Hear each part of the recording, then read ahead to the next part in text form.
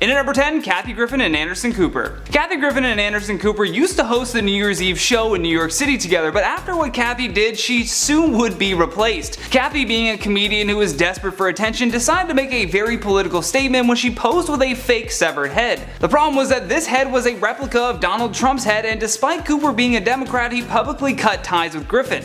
After the photo started going around, Anderson tweeted, "For the record, I am appalled by the photo shoot Kathy Griffin took part in. It is clearly disgusting and completely inappropriate." Kathy would soon be replaced by Andy Cohen, and when she sat down with Wendy Williams to chat about it, Kathy said she doesn't believe Cooper will want to make amends with her. In their talk, Kathy said, "I don't think he has really any interest in it. And like I said, after going through something like this, I'm done chasing people. I'm down to 3 friends on a good day, and so I just kind of want to go where I can make people laugh." Well, posing with a severed head certainly does not make anyone laugh. In at number 9, Tina Fey and Paris Hilton. Tina Fey has spent the majority of her career working with other comedians and walking that fine line of joking with other celebrities while still staying in their good graces. She's still close with Lindsay Lohan, for example, which just proves how great Tina is with holding back jokes to maintain a friendship. That being said, apparently Paris Hilton was a nightmare of a host to work with on Saturday Night Live, and Tina made sure to let her know. While appearing on the Howard Stern show, Tina told him straight up that Paris was a piece of and according to her, Hilton embraced her stupidity. I guess Paris wanted to star in a sketch as Jessica Simpson just because she didn't like her and thought that the singer was fat?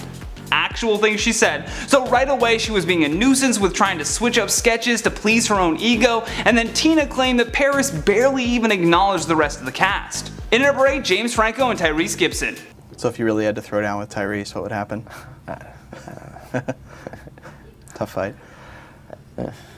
When James Franco was getting serious about acting, he began embracing the method style of acting to drench himself in the psychological state of his characters. Franco used to throw himself so deep into his roles that he couldn't even enjoy the experience. When James started the film Annapolis with Tyrese, director Justin Lin alluded to there being a lot of issues on set. Because James was method acting when he and Tyrese had to train for their boxing scene, they would routinely spar with one another. The issue that Justin was talking about was that Franco did not leave much room for lighter punches. Even during filming, Franco actually hit Tyrese in the face several times, to which Gibson never approved of. When Tyrese sat down with Elle magazine, he told them why he would never work with James again. In the interview he said, "James Franco is a method actor. I respect method actors, but he never snapped out of character. Whenever we'd have to get in the ring for boxing scenes and even during practice, the dude was full on hitting me. I was always like, James, lighten up man, we're just practicing." He never lightened up. In at number 7, Nicki Minaj and Mariah Carey. When Nicki Minaj and Mariah Carey were announced to be the new judges joining American Idol, music fans everywhere rejoiced at the thought of this powerful female collab. Unfortunately, their over-the-top personalities clashed many times before this, which just set a bad precedent to begin with. 2 years before they were on the show together, Mimi and Nicki did a music video together called Up Out My Face. Mariah believed she was doing this young star a favor by collaborating with her and actually went out of her way to be nice to Nicki. Unfortunately, Mariah alleged that Nicki had been making faces at her laced with rude comments under her breath. Fast forward to when they were on American Idol together and this feud hit its boiling point. During the auditioning process, Minaj hurled profanities at Carey, with Mariah's team even saying that Minaj once said, "If I had a gun, I would shoot her." So now with threats of physical violence being involved, the pair had to be distanced from each other forever. In at number 6, Charlie Sheen and Selma Blair. Following Charlie Sheen's dramatic exit from the show 2.5 Men, he transitioned to a similar show called Anger Management. Selma Blair played Sheen's love interest on the show, for which Charlie was actually excited about. He loved her in the movie Cruel Intentions, and after being introduced, a source familiar with their relationship said that they grew very close. Especially when it came time to cast for his new show, he wanted to work specifically with her. Apparently Selma though did not feel the same admiration with Sheen. After speaking ill of him, word got back to Charlie, who was furious.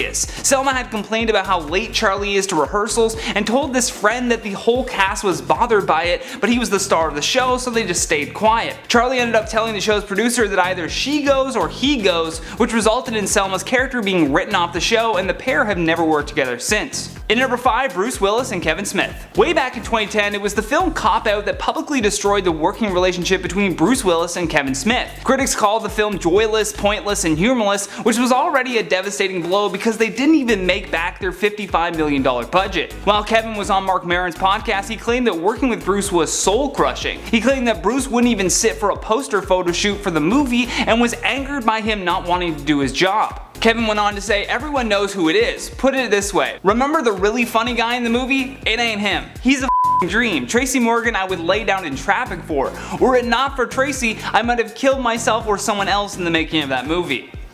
Well, Shaden Bruce Willis. In at number 4, Shia LaBeouf and Alec Baldwin. Shia attributes his beef and other errors in judgment he made to being overly influenced by meta-modernism. He said that for a year and a half, this impacted a lot of his actions in the public and led him down a very bizarre path. For example, when he and Alec were working together on the Broadway play Orphans, Shia would follow him home just to intimidate Baldwin, although it wasn't all Shia's method acting that got him into trouble. According to Alec, it had more to do with creative differences, which ended with Shia's departure from the Broadway play. LaBeouf was then replaced by actor Ben Foster, and sources close to Baldwin's team indicated that any trouble was between the actor and the show's producer. Where this story takes a weird turn was when Alec reached out to Shia in a private email exchange to say that there was no bad blood between them. Unfortunately, Shia posted a screenshot of this online and thus fully severed whatever working relationship the pair had left. In at number 3, Tom Hardy and Charlize Theron. Back in 2012, while Tom Hardy and Charlize Theron were filming Mad Max, rumors began circulating that the pair had clashed a few times while on set. Co-star Zoe Kravitz even confirmed this with the New York Times that Tom and Charlize were not getting along at all.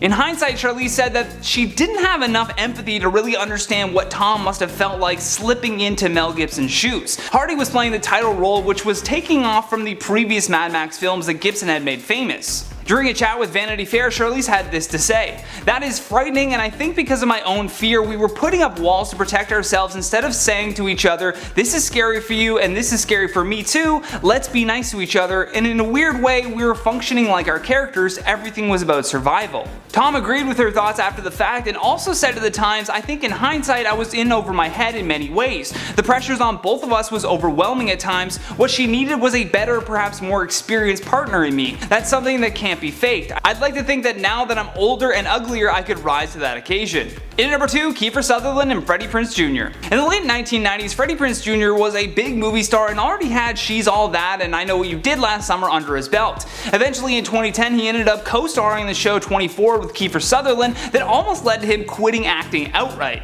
When speaking with ABC News about that, Freddie said, "I did 24, it was terrible, I hated every moment of it. Kiefer was the most unprofessional dude in the world. That's not me talking trash, I'd say it to his face. I think everyone that's worked with him has said that." Freddie went on to say that after the show he went and worked with Vince McMahon at the WWE, and he said that it was a crazier job than working with Kiefer, but at least he was cool and tall, adding that he didn't have to take his shoes off to do scenes with him, which they made him do on 24. I guess because Kiefer is only 5'4", he was really self-conscious about his height compared to the 6-foot tall Freddie. Last but certainly not least, our number 1 spot, Bill Murray and Lucy Liu. For fans of the show Charlie's Angels, you'll know that they wouldn't have been able to take down the bad guys without the assistance of their closest confidant Bosley. However, as close as they may have looked on screen, Lucy and Bill frequently exchanged words on set. Most of the time they kept their distance when possible, but one day things took a turn for the worse and a huge fight erupted between them. The fight started when Murray stopped a scene and began calling out Lucy for her acting. Apparently he said, "What in the hell are you doing here?" and just outright told her that she can't act. Now of course Lucy didn't appreciate any of this and began throwing punches at Bill before several bystanders jumped in to break up the fight. In at number 10, Lindsay Lohan and America Ferrera. Way back in 2006, America Ferrera was the star of the show called Ugly Betty. The show was about a 22-year-old Mexican-American woman from Queens, New York who was sorely lacking any fashion sense. She was also well known for her adult braces, unusual wardrobe choices, and overall naive perspective on life. Lindsay Lohan had originally been scheduled to appear for a 6-episode arc that was later reduced to just 4. The reason for this was that upon Lindsay actually being on set, they all got a taste of who she really is. Everyone including the cast, crew, and Ferrera had issues with Lohan that led to the pair not being able to work together in the future. According to reports found online, Lindsay smoked constantly, which delayed filming, and additionally she would smoke so much in her trailer that the dressing room was damaged to the point where it needed to be repainted. In number 9, Faye Dunaway and Roman Polanski. You would be hard pressed to find anyone that will side with Roman Polanski in this Hollywood battle. Even the people that think Faye can be a little bit of a handful herself still side with her. The pair would frequently clash on set, with Polanski always treating the leading lady with utter disdain. In one instance, Roman decided that a stray hair of Dunaway's was ruining his shot. However, instead of just asking for hair and makeup, he calmly walked over and he yanked it out of her head. Another time, Roman was arguing with the makeup team that her skin needed to look paler, and Faye recounted that incident and said, instead of explaining what he wanted, he started striding around saying, "No, no, no, I want it like this," and he grabbed the powder and began covering my face with it. The effect was awful, but his methods were worse. I came away from the encounter thinking he was a bully. I think what he did to me throughout the film bordered on sexual harassment.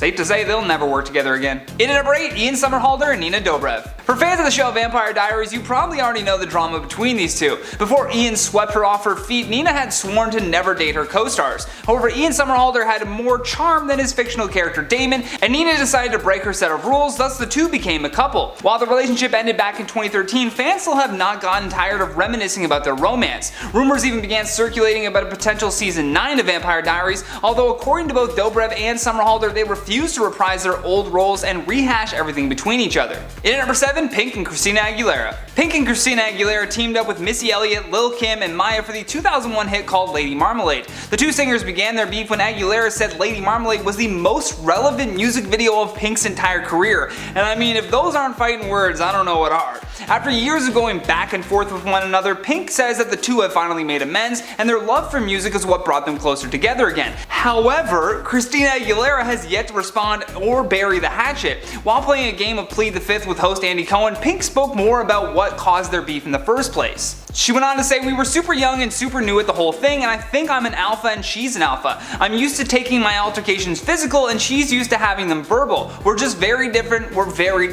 and we were very young and new." In at number 6, Sylvester Stallone and Bruce Willis. After appearing in the Expendables films, Bruce Willis allegedly demanded $4 million for a 4-day shoot for the Expendables 3. $1 million a day, Bruce? Really? Moving on. When his co-star Sylvester Stallone found out about Willis' demands, he took this to Twitter to call out his fellow actor, and he called him greedy and lazy. Then he actually tweeted this: "Willis out, Harrison Ford in, great news, been waiting years for this." Although Sly must have been having a really bad day, because just a year later he decided to tweet this out: "Made up with Bruce W, a stand-up guy, my mistake." Unless there's any other Bruce W's in Hollywood, he must be talking about Bruce Willis. Either Bruce Willis apologized to him, or Stallone also had to ask for more money and just realized where Bruce was coming from. Either way, hopefully they still like each other by the time the Expendables 4 comes out, I guess. Those are the only movies they're working on. Who knows? In at number 5, Terrence Howard and Jon Favreau. Back in 2008, when the Marvel Universe kicked off with its first Iron Man film, most of the cast would soon become key players in what would be a very successful franchise. Terrence Howard was the original War Machine and Tony Stark's sidekick slash babysitter. In past interviews when Terrence was first starting out, he even realized that he was difficult to work with. After his starring role in the film Hustle and Flow, Howard told interviewers that the reason he isn't in the limelight is a direct result of how difficult he can be to work with. Unfortunately for Terrence, Marvel Studios is also difficult to work with, and in the early days they started cleaning house. If anyone gave them the slightest issue, they were replaced at the next available opportunity. On top of reports coming from the set of Iron Man that he was living up to his reputation, it was also noted that director Jon Favreau wasn't exactly loving his performance. Then by the time Iron Man 2 rolled around, he would be replaced by Don Cheadle. The saddest part of this story is looking back at that first Iron Man film where Terrence sees the War Machine suit and says, "Next time." Little did he know, there would never be a next time. In number 4, Nick Nolte and Julia Roberts. When you're doing a film called I Love Trouble, there's bound to be some, well, you know where I'm going with this one. Co-stars Julia Roberts and Nick Nolte may have appeared to have great on-screen chemistry, but in reality they could not even stand each other. In fact, they couldn't even stand next to each other. They hated each other so much that reportedly they had filmed their scenes separately whenever possible, and actually used stand-ins to create a better look of chemistry. After the film had wrapped, Julia dropped all professionalism and trashed Nick Nolte. She said that while he can be charming and nice, he's also completely disgusting, which are two very conflicting things if you ask me. The pair apparently really had it out for each other since day one, and other people who worked on set claimed that they really liked to give each other a hard time. Nick later responded to Julia's comments about him and said that while it's not nice to call someone disgusting, he expected it from someone who everyone knows isn't a nice person. Whew, shots fired. In number 3, Kristen Stewart and Rupert Sanders. Kristen Stewart and Rupert Sanders met on the set of the 2012 film called Snow White and the Huntsman and were later photographed locking lips during their free time. It was called The Kiss Heard Around the World. At the time, Kristen Stewart was in a long-term relationship with her Twilight co-star Robert Pattinson, although while filming the movie Snow White and the Huntsman, she was spotted getting a little too cozy with the director Rupert Sanders. The photos were clearly snapped by paparazzi lurking in the bushes because the pair didn't even seem to notice. In regards to these photos surfacing, Kristen had this to say: "I'm deeply sorry for the hurt and embarrassment I've caused to those close to me and everyone this has affected. This momentary indiscretion has jeopardized the most important thing in my life, the person I love and respect the most, Rob. I love him, I'm so sorry." This wouldn't have been that big of a scandal if Stewart wasn't still dating her then boyfriend and Sanders wasn't married to his then wife Liberty Ross. After their affair was leaked, Sanders tried to salvage what was left of his marriage, and Ross forbid him from ever working with Stewart again. Stewart and Pattinson eventually called it quits too, and Sanders and Ross were divorced in 2014, but when the sequel to the movie was released, neither Sanders nor Stewart were involved with the project. In at number 2, Jamie Foxx and LL Cool J. While filming the football-inspired movie called Any Given Sunday, LL Cool J was so into his role as the character Julian Washington that he continued to pummel his co-star and rival in the film Jamie Foxx long after the director had yelled cut. LL reportedly pushed Foxx and punched him in the face while wearing a helmet. He later agreed that the next time he was going to hit Foxx, he would let him know ahead of time. Sadly, things still didn't go as planned, and Foxx ended up telling the police that he was struck in the head as he tried to walk away, so he responded by punching LL in the face. Pretty good response. Dennis Quaid was also on the set of this film and was actually there when the big fight took place. While promoting his new podcast, Dennis spoke about the brawl and had this to say. "I had just defeated Jim Brown in a game of chess and had left the stadium. It erupted 30 seconds after I left. I heard a ruckus and I came back and it was over. To tell you the truth, to this day I still don't know what it was about. I know it was about ego, I don't take sides on anything, but it all got cleared up. They should get down and do a rematch." That'd be cool, celebrity boxing fight against LL Cool J versus Jamie Foxx. Leave me a comment down below with who you think would win that fight. Last but certainly not least, on our number 1 spot, Hugh Jackman and Angelina Jolie. Hugh Jackman's wife Deborah Lee Furness has already heard all of the stories about Angelina Jolie being a homewrecker and husband stealer, and she was not about to be the next victim on Jolie's list. Lee Furness has given Jackman's agent one rule: he's never allowed to work with Angelina Jolie ever. She followed this up by saying, "I'm sure she's lovely. I'm just kidding." The wild thing is that it's not like Hugh hasn't worked with other actresses in Hollywood. I mean, he's had intimate scenes with the likes of Ashley Judd and Scarlett Johansson. However, it was the constant media drowning the culture with news of Brad Pitt's infidelities that gave Jolie a bad reputation. Obviously, I'm not saying that she should be absolved of all wrongdoing, but come on, let's balance the scales a bit here. If Hugh Jackman can't work with Angelina, he probably shouldn't be allowed to work with Brad Pitt by that logic. Kicking off our list at number 10 is Paris Hilton and David Letterman. Paris has opened up about a dark part of her life during her 2020 documentary called This Is Paris. In the documentary, she mentioned how she would feel very belittled during interviews by men who would constantly bring up her past. One video clip in particular recently resurfaced, which showed David Letterman doing an interview with her where he nagged her about her time in jail, which happened years before. He kept making very insensitive jokes about it, and even when she asked him to stop talking about it, he wouldn't.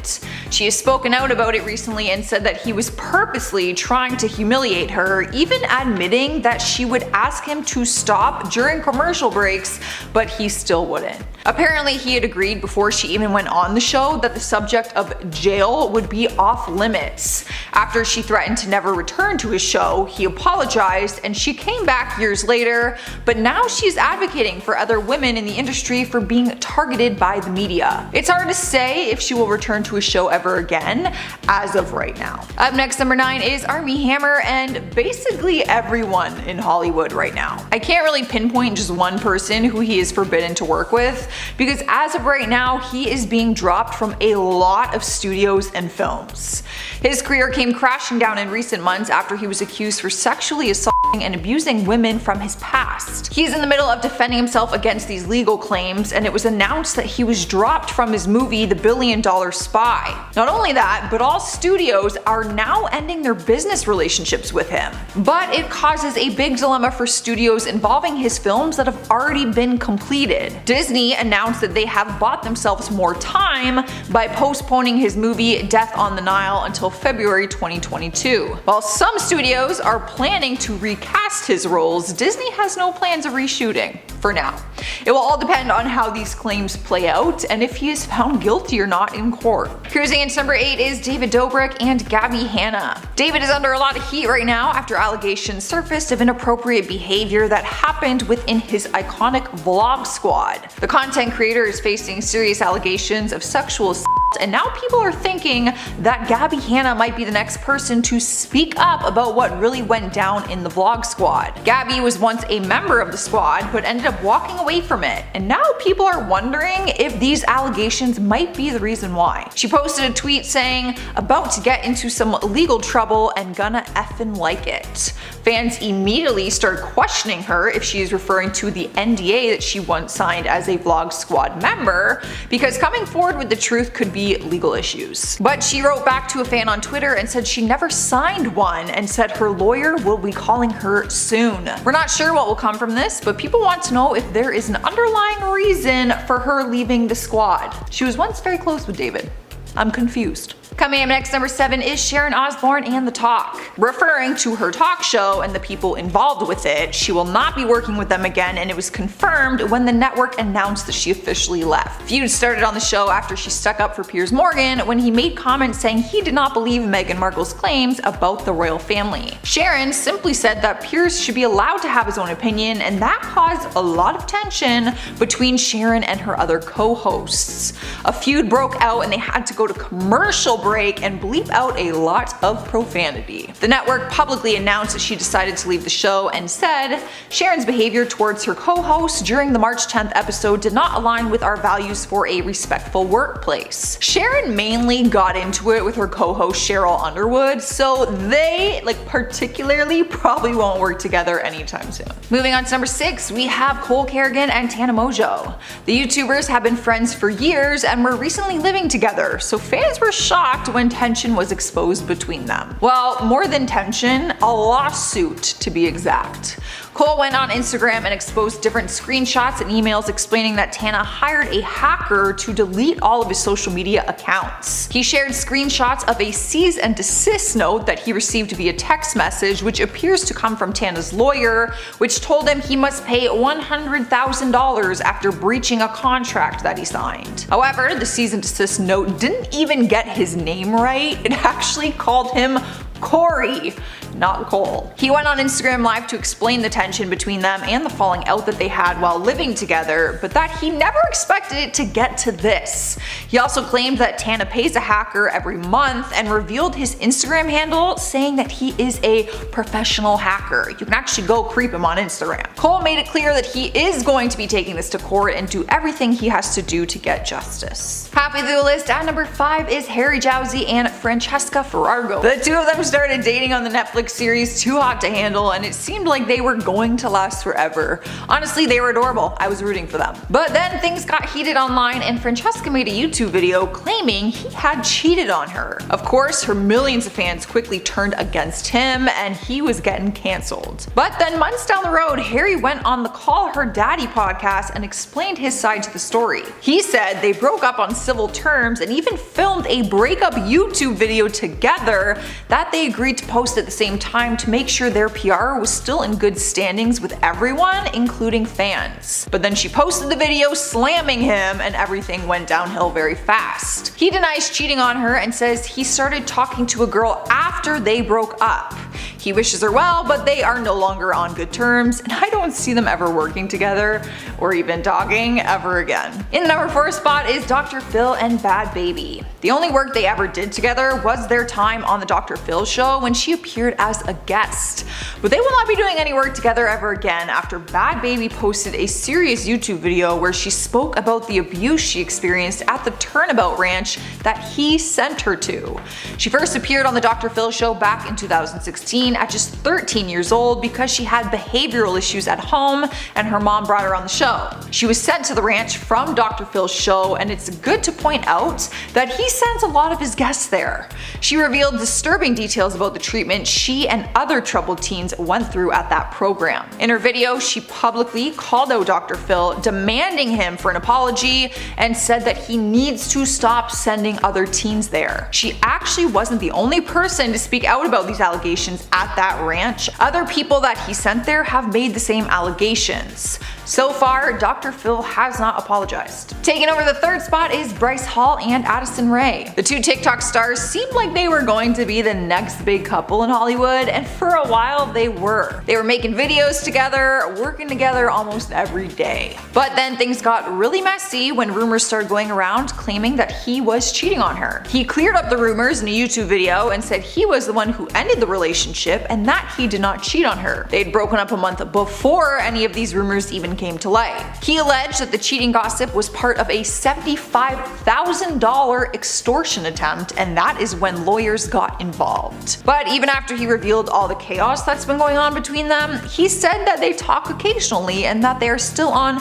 good terms. But sources from Addison's side say that that is very much not the case. She has yet to explain her side of the story, and I'm kind of hoping she does. I am curious. Cruising into our number 2 spot is Piers Morgan and Meghan Markle. Maybe there was a time when Meghan would appear on his talk show and they would work together, with her leaving the royal family and possibly returning to acting. She could have been a guest on his show, but as of right now, that will not be happening anytime soon. A lot of drama took place with Piers recently, and it ended with him quitting Good Morning Britain. ITV announced the decision after revealing the show was investigating complaints from some of Piers' comments that he made about Meghan. Turns out the show received 41,000 complaints after he said he did not believe a word said in her Oprah Winfrey interview about the royal family. If you missed her interview, she made some serious claims about the royal family, bringing up incidents that were extremely racist and insensitive on their end. Piers was open about the fact he personally did not believe her claims and quit the show, which was a decision the network agreed with, obviously. He later tweeted out that he still stands by his decision, and also said some not so nice things about Meghan that I will not repeat on here.